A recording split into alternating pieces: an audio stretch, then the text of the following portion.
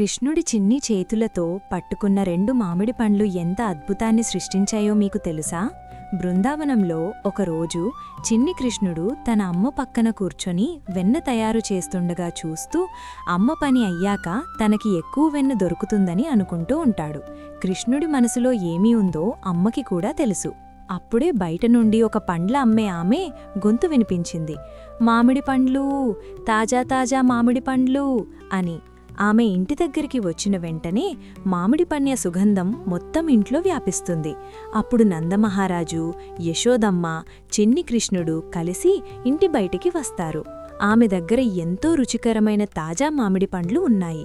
అది చూసిన కృష్ణుడు ఎంతో సంతోషపడతాడు. యశోదమ్మ పండ్లని చూస్తుండగా నందమహారాజు ఇంట్లోకి వెళ్ళి ఒక బుట్ట ధాన్యాన్ని తీసుకొని వస్తారు. ఆ రోజుల్లో డబ్బులు లేకుండా వస్తువులని వస్తువులతో మార్పిడి చేసేవారు. ఆయన పండ్ల అమ్మే ఆమెని ఇలా అడిగారు, ఒక బుట్ట మామిడి పండ్లకు ఒక బుట్ట ధాన్యం సరిపోతుందా అని. అప్పుడు పండ్లు అమ్మే ఆమె చాలా సంతోషించింది.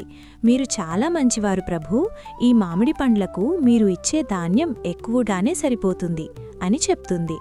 ఇదంతా గమనించిన చిన్ని కృష్ణుడు ధాన్యమిస్తే తనకు మామిడి పండ్లు దొరుకుతాయని వెంటనే ఇంట్లోకి వెళ్ళి తన చిన్ని చేతుల్లో పట్టగలిగినంత ధాన్యం తీసుకొని వచ్చి పండ్లు అమ్మే ఆమెకి ఇచ్చి ఇలా అంటాడు, ఈ ధాన్యానికి నాకు మామిడి పండ్లు ఇస్తావా?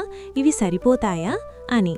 కృష్ణుడి నిర్మలత్వం, నవ్వు, అమాయకత్వం చూసిన పండ్లు అమ్మే ఆమె సంతోషంగా, తప్పకుండా కృష్ణ, నువ్విచ్చిన ధాన్యానికి ఇదిగో నీకు కూడా ఈ మామిడి పండ్లు వస్తాయి అని తనకు మామిడి పండ్లు ఇచ్చి ధాన్యాన్ని తన జోలలో పెట్టుకుంటుంది.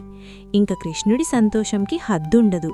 తనకు మామిడి పండ్లు వచ్చాయి అని అక్కడ ఉన్న అందరికీ తన దగ్గర ఉన్న మామిడి పండ్లను చూపిస్తూ తిరుగుతాడు. అందరికీ ఎంతో ఆనందం వేస్తుంది. అప్పుడే ఒక అద్భుతం జరుగుతుంది. నందమహారాజిచ్చిన ధాన్యం బుట్ట, పండ్లు అమ్మే ఆమె దగ్గర ఉన్న మామిడి పండ్ల బుట్ట బంగారంలా మారిపోతుంది. అక్కడ ఉన్నవారందరూ ఎంతో ఆశ్చర్యపోతారు. అందరూ తమ కళ్ళని నమ్మలేక కృష్ణుడి వైపు చూస్తూ ఉంటారు. కృష్ణుడు నవ్వుతూ నిలబడి వారిని చూస్తూ ఉంటాడు. ఆ క్షణంలో పండ్లు అమ్మే ఆమె కన్నీళ్లతో, కృష్ణ, నువ్వు సాధారణ పిల్లవాడివి కాదు, మాకోసం స్వయంగా వచ్చిన భగవంతుడివి అని అంటూ ఆనందపడుతుంది. అక్కడ ఉన్నవారు కూడా ఈ దృశ్యానికి ఎంతో ఆనందపడతారు. చూశారా, ప్రేమగా కృష్ణుడికి ఇచ్చిన రెండు మామిడి పండ్లతో పండ్లు అమ్మే ఆమె జీవితమే ఎలా మారిపోయిందో. మీకు ఈ వీడియో నచ్చినట్టు అయితే వీడియోని లైక్ చేసి ఛానల్ని సబ్స్క్రైబ్ చేసి సపోర్ట్ చేయండి.